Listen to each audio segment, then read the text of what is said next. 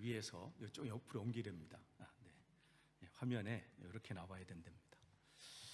오늘 주일 예배에 참석하신 여러분들, 또 온라인으로 예배를 드리시는 모든 분들에게 주님의 은혜가 넘치시기를 원합니다.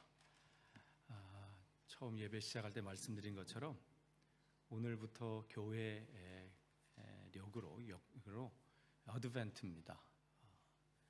이 대림절, 또 강림절, 또 이렇게 얘기를 합니다. 여러분이 우리가 또 대강절이라고 하기도 하고요. 주보에 나와 있어요. 그게 무슨 얘기인지 무슨 걸 읽어보시고요. 그래서 매주 첫째 주에 초 하나를 켜고요, 둘째 주 빨간색 주도 하나 켜고, 세 번째, 넷째 주까지 켜고요.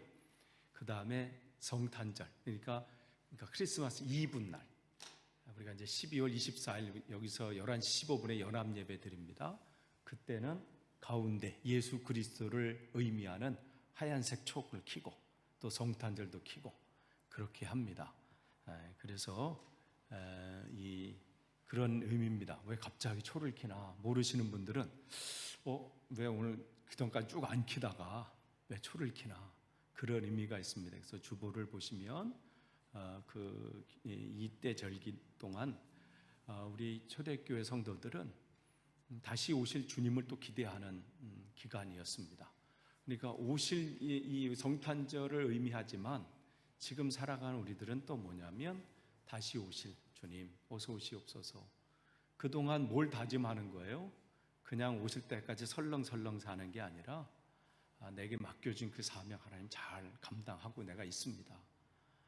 내가 지금 오늘도 정말 어려운 가운데 있지만 내가 맡겨주신, 주님께서 내게 주신 그 일들 지금 잘 감당하고 있습니다. 하나님 지치지 않도록 나를 붙잡아 주시고, 그리고 어서 오시옵소서. 그런 의미로 우리가 이 강림절, 대강절, 대림절을 지키고 있습니다. 오늘은 우리가 팔복 중에서 이제 6번째죠.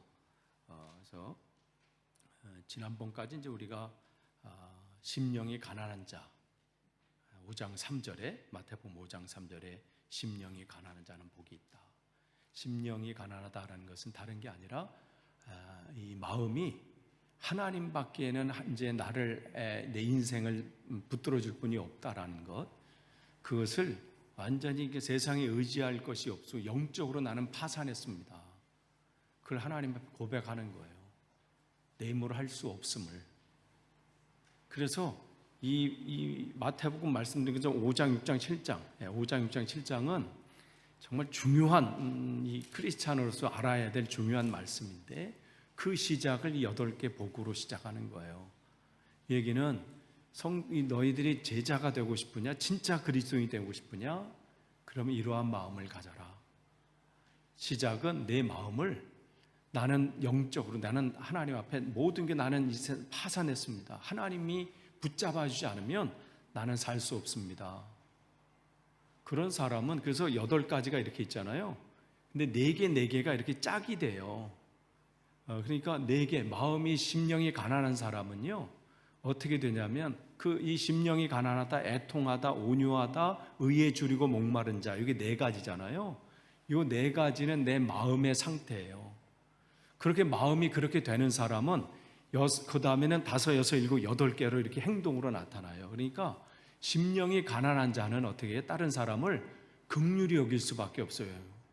아니, 내가 아무것도 아닌 것을 하나님 앞에 고백하는 사람이 무슨 네가 잘나냐, 내가 잘나냐, 너가 뭐냐, 이렇게 어떻게 해요? 지 주제가 그런데. 그러면 어떻게 해요? 다 긍휼히 여길 수밖에 없어요.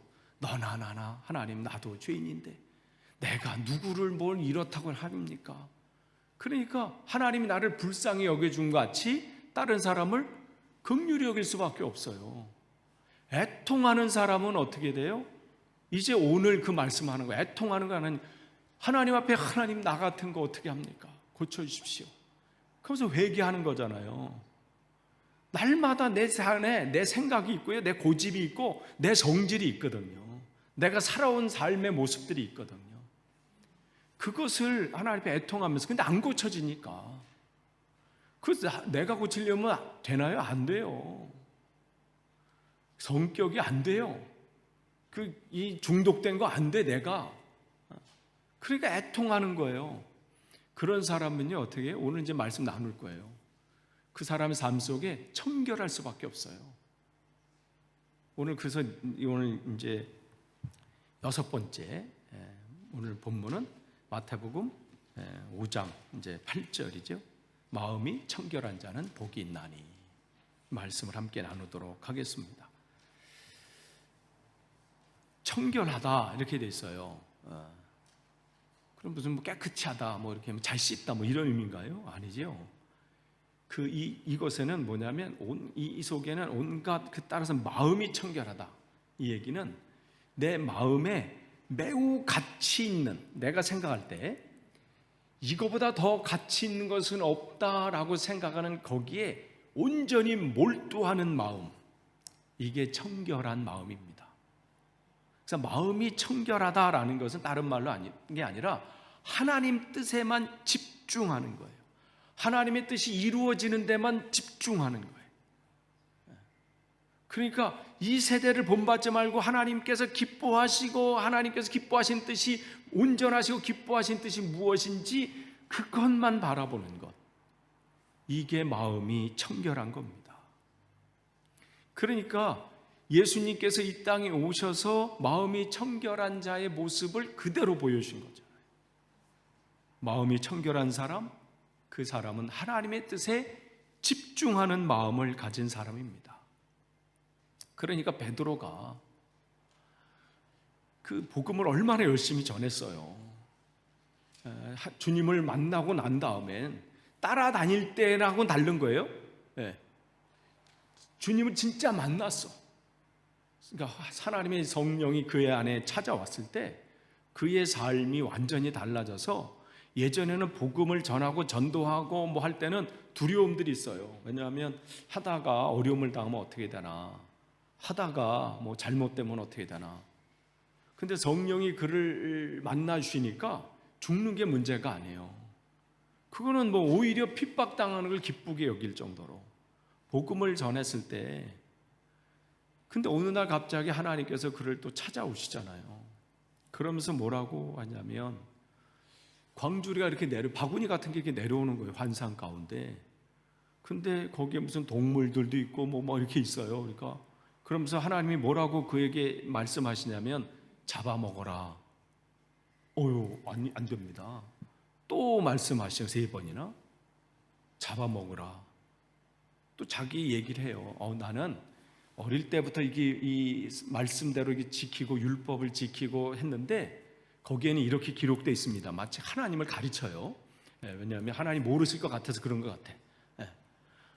성경에 이런 것, 그러니까 더러운 것은 먹지 말라고 그랬습니다. 그래서 나한테 잘 지켰는데, 하나님이라고 그렇게 마음대로 이렇게 명령하시면 됩니까? 마치 이런 것처럼. 그럴 때 하나님이 잡아먹으라. 내가 깨끗하다고 한 것을 왜 네가 더럽다고 하느냐. 그 말씀을 하시면서 뭐냐면, 그럴 때 어떻게 밖에서 노크가 오잖아요. 뭐냐면 로마 군인의 장교, 그 사람들 부하들이 베드로를 찾아온 거예요.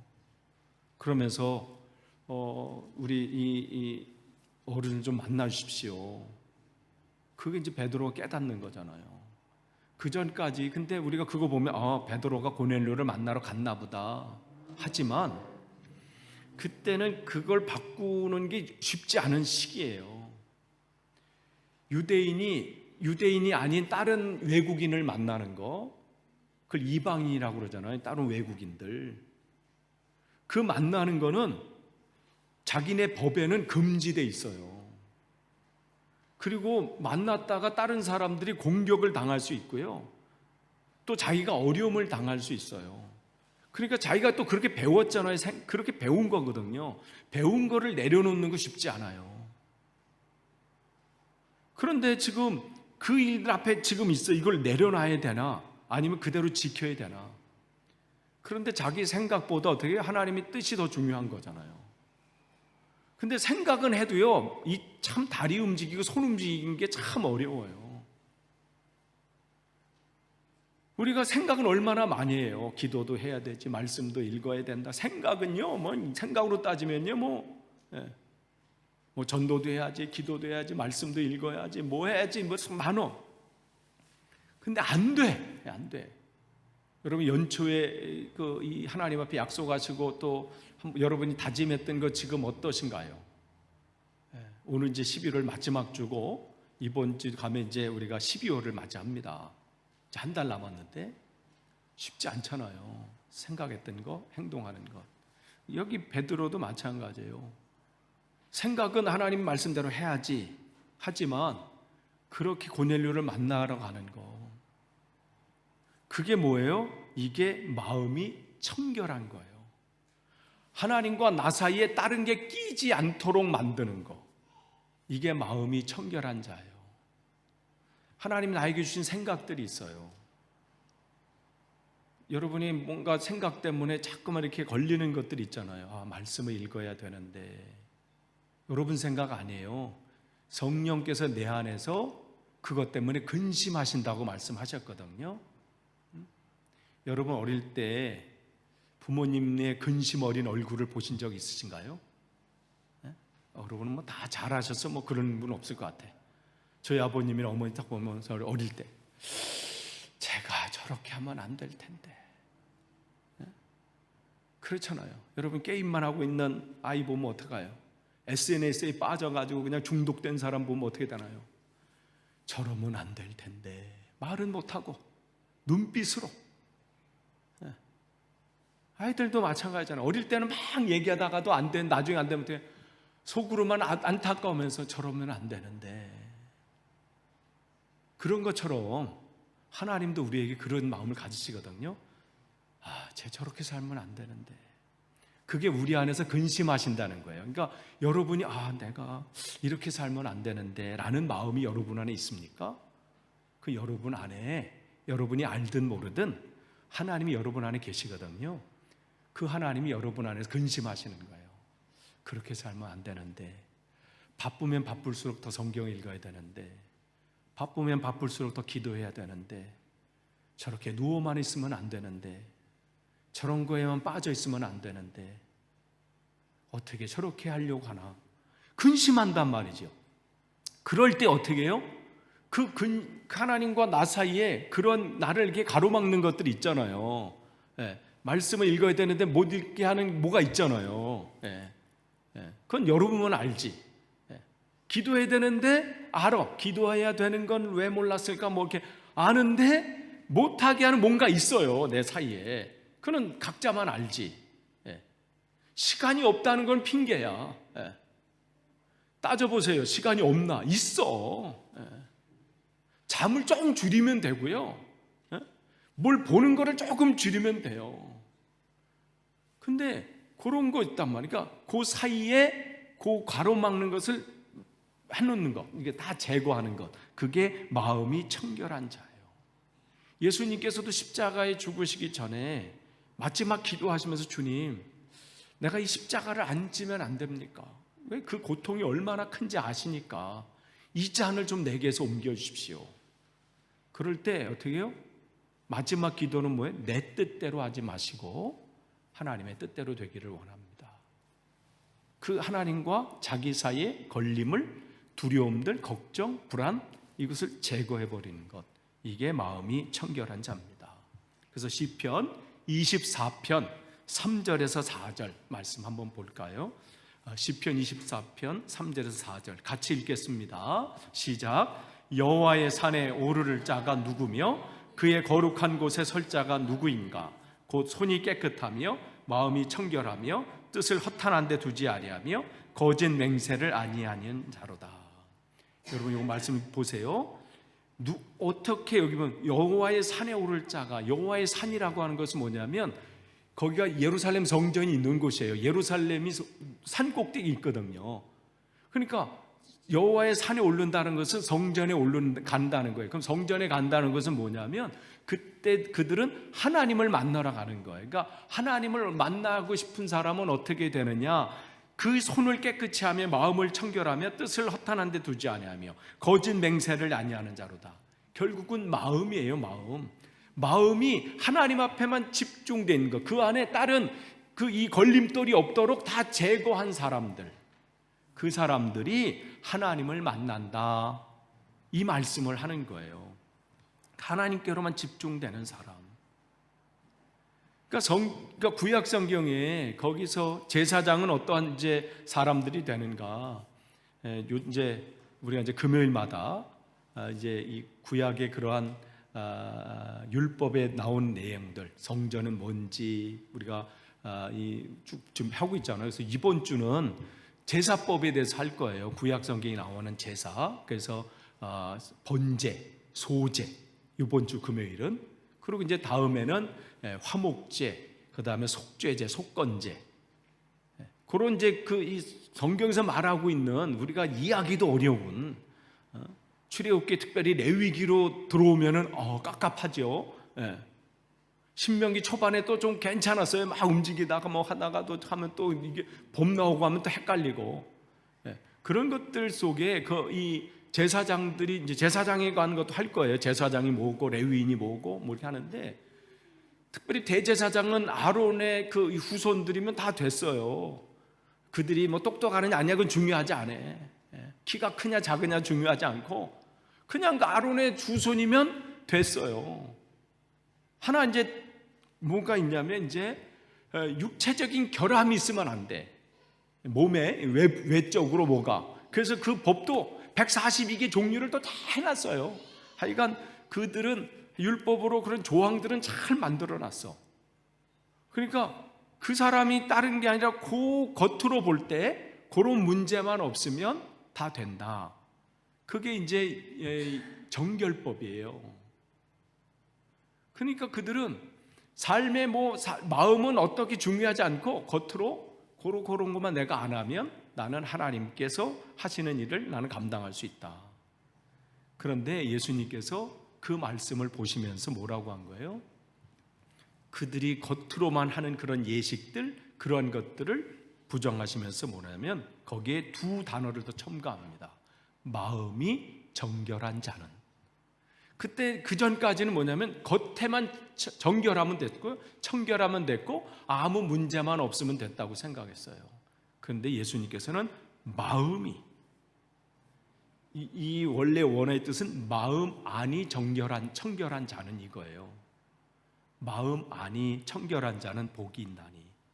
그러니까 그들이 전통적으로 생각했던 그 생각과는 갈등이 되고 대립이 되는 거죠. 그러니까 정결한다는 것은, 청결하다고 하는 것은 내적인 문제예요. 내 생각이 정결하고 내 마음이 청결하고 내 삶이, 내 영혼이 청결한 자, 이 말씀을 하는 겁니다. 그래서 예수님의 비유 중에 선한 사마리아 비유도 왜 그렇게 제사장들과 레위인들이 바쁘게 그렇게 갔는지, 여기서 강도 맞아서 죽어가는 사람을 왜 그냥 놔두고 그렇게 갔는지. 왜냐하면 그들이 볼 때는 죽은 사람이거든요. 죽은 사람을 만지면, 시체를 만지면 안 된다고 말씀하셨기 때문에 그 법을 지키려니까 어떻게 해요? 그 사람은 그냥 놔두고 가야 되는 거예요. 그러니까 주님께서는 그 말씀을 하시는 거죠. 마태복음 19장에 보면 한 부자 청년이 예수님을 찾아오잖아요. 예수님을 찾아와서 예수님, 내가 뭘 해야 영원한 생명을 얻을 수 있겠습니까? 그 질문합니다. 그때 예수님께서 그에게 말하죠. 10계명을 지켜라. 그러면서 뭘 하지 마라, 뭘 하지 마라 쭉 말씀하죠. 그때 그가 뭐라고 그래요? 내가 이것을 어렸을 때부터 다 지켰습니다.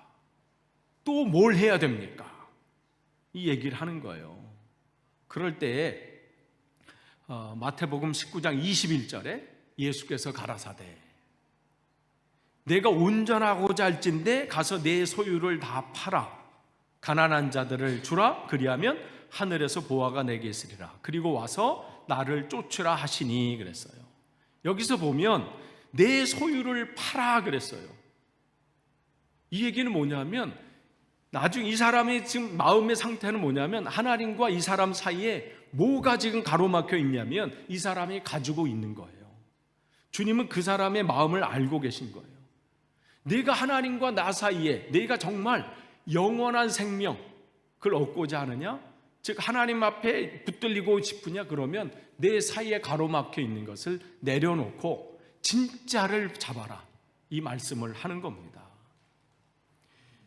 마태복음 13장 44절 이런 말씀이 있어요. 천국은 마치 밭에 감추인 보화와 같으니 사람이 이를 발견한 후 숨겨두고 기뻐하며 돌아가서 자기의 소유를 다 팔아 그 밭을 사느니라 그랬어요. 감추인 보화를 발견한 사람은 뭐 했어요? 자기의 소유를 다 팔아. 이건 누가 못한 거예요? 아까 부자 청년은 못한 거예요. 근데 주님께서는 너희가 천국을 소유하고 싶으냐? 진짜 하나님을 소유하고 싶으냐? 그러면 내가 가지고 있는 그 소유를 다 팔아. 그러면 그 사람은 어떻게? 그 밭을 샀다 그랬어요. 그 밭을 사는 것은 뭘 산 거예요? 밭을 산 게 아니지요? 그 안에 있는 뭐예요? 보화를 산 거잖아요. 가장 중요한 것. 그러니까 그거에 가치를 두는 사람은 자기가 가지고 있는 재산, 이게 중요하지 않아요. 왜냐하면 비교가 안 되니까. 그게 무슨 중요하겠어요? 더 큰 게 여기 있는데. 그러니까 이거는 아까운 게 아니라 더 큰 것을 소유한다는 거죠. 부자 청년에게 하신 말씀도 바로 그거예요. 진짜 네가 영생, 즉 하나님을 붙잡고 싶으냐? 그러면 그것을 팔아서 이 밭을 사라, 이 말씀 하시는 거예요. 그 소유를 팔아서 이 밭을 사라, 이 영생을 사라, 이 말씀을 하시는 거죠. 그런데 어떻게 해요? 마태복음 19장 22절에 이 청년이 재물이 많음으로 이 말씀을 듣고 근심하며 가니라. 자기 재산을 팔지 못했어요. 그래서 그 보화를 사지 못한 거예요. 보화를 발견했지만 그 소리를 들었어요. 거기가 보화가 있어. 농사를 짓는데 뭐가 툭 걸려. 말씀드렸죠? 그 당시에는 은행 같은 게 이렇게 발달되지 않아서 정말 귀한 물건들은 어떻게 했냐면 땅 속에 묻었어요. 그래 놓다면 그게 가장 안전한 방법이었어요. 근데 그러다가 전쟁이 나면 어떻게 해요? 도망가야지. 근데 거기서 죽었어. 그러면 어떻게 해요? 이 밭은? 여기 뭐가 받쳐 있는 건 모르는 거야. 그러면 거기서 일하는 사람이 하다가 뭐지 이거는? 근데 심상치 않아? 보니까 어마어마한 게 있는 거예요. 그러니까 빨리 묻어놓고 가서 밭을 다 사버리는 거야. 밭을 하려고 한 게 아니에요. 요 보물 때문에. 그러니까 이 부자 청년은 밭을 보고 거기 있는 보물을 발견했음에도 불구하고 어떻게 해요? 자기 재산이 아까운 거야. 이걸 팔아서 이걸 산다? 안 돼. 그리고 그냥 간 거죠. 하나님과 자기와 이 밭 사이에 재물이 걸림돌이 된 거예요. 우리와 하나님 사이에 걸림돌을 제거하는 것. 그냥 하나님만 내 삶의 하나님 나의 삶의 전부이십니다. 생각으로가 아니라 진짜 내 마음 깊은 곳에서 하나님이 나의 왕이시고 나의 주님이심을 고백합니다. 그 고백하는 게 뭐예요? 마음이 청결한 자예요. 그러니까 지금 이 사람의 생각은 어떻게, 자기의 생각은 이게 더 중요하다고 생각하잖아요. 더 중요한 걸 생각하니까 어떻게 그걸 팔지 못하는 거예요. 왜냐하면 이걸 팔면 어떻게 돼요? 그래도 내가 재산을 가지고 있으니까 다른 사람들이 나를 좀 괜찮은 사람이라고 봐주고 또 내가 살아가는데 좀 편안하고 그런데 만약 이걸 다 팔고 만약에 저기 밭을 샀는데 저게 꽝이면 어떻게 되지? 이 생각이 오는 걸 수도 있죠. 다 포기하고 하나님을 붙잡았는데 아무것도 아니면 나는 뭐가 되지? 이게 오니까 어떻게 해요? 못 파는 거예요. 주님을 못 따라가는 거죠. 진짜 너희가, 예수님이 제자들 앞에 놓고 제자들에게 하신 말씀의 이 팔복은 그냥 쫓아오는 무리들에게 한 말이 아니라 제자들에게 심각하게 말씀하시는 거예요. 이건 한 번 말씀하신 게 아니라고 말씀드렸어요. 시간 날 때마다 이 마태복음 5장, 6장, 7장은 계속해서 말씀을 가르치셨어요. 다시 한번 계속 점검하는 거예요. 너 진짜 나를 최고로, 하나님을 최고로 여기고 그렇게 따를 자신이 있느냐? 또 그렇게 오겠느냐?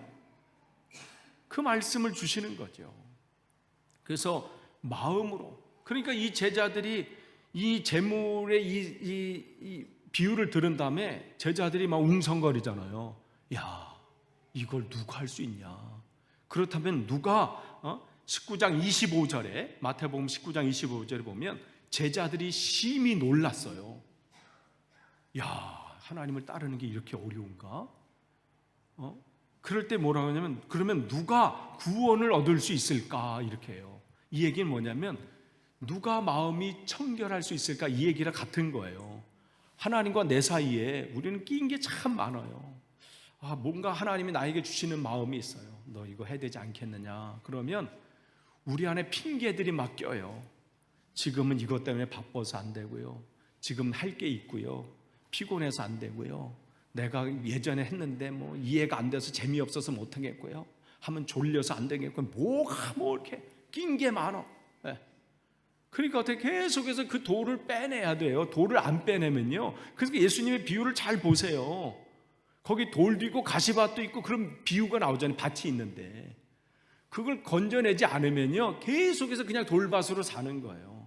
늘 가시밭으로 살아요. 가시밭이 있는 밭. 그러니까 뭐 조금 신앙생활에서 맛볼래다가 조금 어려우면 아이고 하면서 또 가고. 그러니까 그거를 하지 않으면 안 된다는 거죠. 그러니까 그런 면에서 누가 구원을 얻을 수 있겠나? 어떻게 하면 이게, 그때 주님께서 19장 26절에 제자들을 보시면서 말씀하시잖아요. 그러니까 그들이 근심하고 있는 거, 그럴 때 어때요? 사람으로는 할 수 없으되 하나님은 할 수 있다. 그러니까 우리 힘으로 하려니까 안 돼요. 마음이 청결한 거 어떻게 우리가 해요? 말씀 들을 때 또 말씀 읽을 때는 될 것 같아요. 그런데 우리 사이에 그 껴있는 돌들, 껴있는 어떤 이물질들, 그런 것도 우리 힘으로 못해요. 그래서 하나님 앞에 더 기도하는 거예요. 하나님 내 사이에 정말 하나님만 바라보길 원하는데 내 앞에 걸리는 것이 참 많습니다. 하나님, 내 힘으로 안 됩니다. 그러나 하나님께서 하실 수 있습니다. 그렇게 더 애통하는 거예요. 그러니까 애통과 청결은요, 떨어지는 게 아니에요. 그러니까 심령이 가난한 자는 어떻게 다른 사람을 긍휼히 여겨요. 자기를 불쌍히 여겨 달라고 하나님 앞에 고백하는 사람이 다른 사람한테 함부로 할 수 없잖아요. 그러니까 심령이 가난한 자는 다른 사람을 긍휼히 여겨요. 마음이 청결하길 원하는 사람은 어떻게 더 애통하는 거예요. 내가 안 되는 걸 아니까. 그러니까 애통하는 자는 청결하는 거예요. 왜냐하면 하나님 앞에 구하니까. 하나님과 내 사이에, 나 사이에 그렇게 걸리는 게 많습니다. 정말 하나님만 집중하길 원하는데 그렇게 안 됩니다.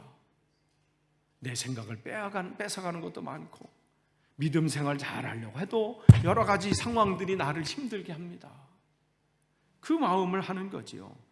그렇게 하나님 앞에 고백하는 자는 뭐라고 말씀하냐면, 오늘 마태복음 5장 8절에 마음이 청결한 자는 복이 있나니 그들이 하나님을 볼 것이니요. 하나님을 보게 하셔요. 정말 하나님 앞에, 하나님, 내가 하나님만을 원합니다. 하나님만을 바라보길 원합니다. 고백하는 자에게는 하나님을 내가 보는 게 아니에요. 보게 하신다는 거예요. 이게 하나님의 은혜죠. 끝을 맺습니다. 이 시대의 교회가 정말 성도들이 다른 게 알 게 없어요. 우리가 무슨 대단한 하나님 앞에 일을 하겠습니까? 우리가 하나님 앞에, 하나님, 내가 마음이 청결한 자가 되길 원합니다. 하나님만 바라보길 원합니다. 그 사이에 다른 것이 껴있지 않길 원합니다. 우리가 식당에서 물을 이렇게 마실 때 물을 주잖아요. 그럼 거기에 만약에 고춧가루 하나가 이렇게 똑 떨어져 있다고 생각해 보세요. 저는 못 먹겠어. 어떤 분은 뭐 그냥 그렇게 건진다고 있고, 어떤 분은 팔이 떨어져서 이렇게 건진다고 뭐 이렇게 하긴 했는데 저는 못 하겠어요. 그때 뭐라고 그러세요? 샘물 갖다 주세요 이렇게 하거든요.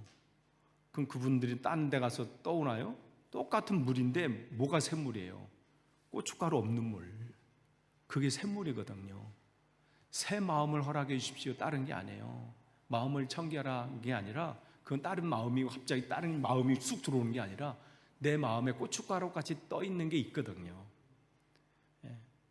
내 마음의 물에 고춧가루가 떠 있는 것처럼, 파리가 떨어진 것처럼, 무슨 뭐가 떨어진 것처럼 그 떨어진 게 있어요. 그걸 제거하는 거예요. 그게 하나님과 나 사이에 걸림돌이 되는 것들이 있거든요. 여러분이 알아요, 그게 뭔지. 하나님과 나 사이에 그것 때문에 하나님 앞에 더 나아가지 못하는 게 있으면 그걸 빼내는 거예요. 근데 우리 힘으로 안 돼. 그러니까 그것들을 어떻게 하나님 앞에 고하는 거예요. 하나님, 내 이 분노 제거해 주십시오. 내 안에 마음의 상처들, 어릴 때 부모님으로부터 아니면 이웃으로부터 가졌던 상처들 하나님 치유해 주십시오. 내 안에 욕심들, 욕망들 하나님 그것 제거해 주십시오. 간구할 때 여러분은 그 안에서 주님을 보게 되는 거예요. 그걸 제거한 물을 가졌을 때 우리는 시원함을 만끽하잖아요. 그런 것처럼 여러분 주님을 만나게 됩니다. 그 은혜가 여러분에게 넘치시기를 간절히 축원합니다. 기도하겠습니다. 하나님 감사합니다. 연약합니다. 부족합니다. 주님만 바라본다고 하면서도 여전히 하나님과 나 사이에 뭔가 이물질들이 참 많습니다. 더 하나님 앞에 가지 못하도록 나를 방해하는 것들이 있습니다. 주님 붙잡아 주시고 온전히 회복되길 원합니다. 주님의 은혜로 온전히 서길 원하고 하나님을 바라보며 나아갈 수 있도록 인도해 주옵소서. 예수님의 이름으로 기도하옵나이다. 아멘.